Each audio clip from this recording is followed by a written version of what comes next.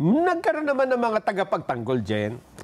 Ba, yan Hindi ang naman lahat bumoto na siya ay suspindihin. Oo nga, at mukhang mga bata rin ang nagtanggol sa kanya. May mga nagsalita habang ito ay pinag-uusapan kahapon. Okay. Una na natin si Congressman Leandro Lebiste. Ba, si Kong Lian, oh. Batangas 1st District. Oh. Ano ang kanyang sinabi? Yan ay first-termer congressman din, Nelson, ha?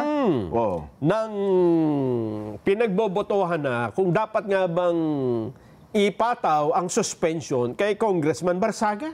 Yan na nga. O, sige. Pakinggan ho natin, Congressman Lebiste. Ang boto ko ay no, lalo na dahil inuuna natin ang kaso niya kaysa sa mga mas seryosong isyong kinakaharap ng isa sa mga kasamahan natin. Isang kapwa kong Batanggenyo na nandito ngayon na bumoto sa kaso ni Congressman Barzaga. Hindi ba nakakahiya maging miyembro ng Kongreso dahil parang naging normal na meron tayong isang kasamahan na inakusahan na nagbayad para sa mahigit 100 billion pesos ng mga kontrata sa DPWH?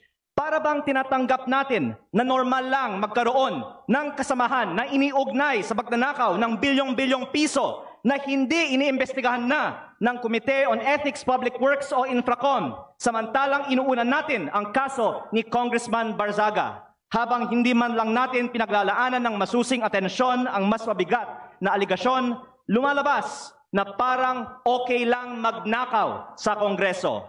Nakatala na sa kasaysayan na sa gitna ng matinding kontrobersiya sa korupsyon, ito ang inuna ng Kongreso at parang lang walang mali sa ginagawa ng isa sa ating kasamahan at tayo mismo ay ngayon sumisira sa imahe ng Kongreso. Mahiya naman tayo. Ba, ang tapang ng pahayag ni Kong Lian, ha? Pero nakita mo naman yung tatlong nasa gawing kaliwa niya, ha? Ngingisi-ngisi. Chel Jokno, Kong Laila de Lima, at saka si Sendanya.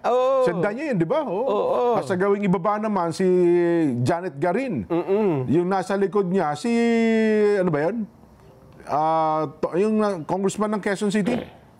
Si Bong Suntay. Bong Suntay. Kasi bumoto rin yan eh. No rin yan, di ba? Oo.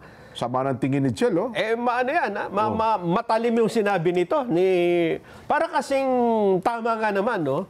Napakabilis nating umaksyon sa suspension kay Kiko Barzaga.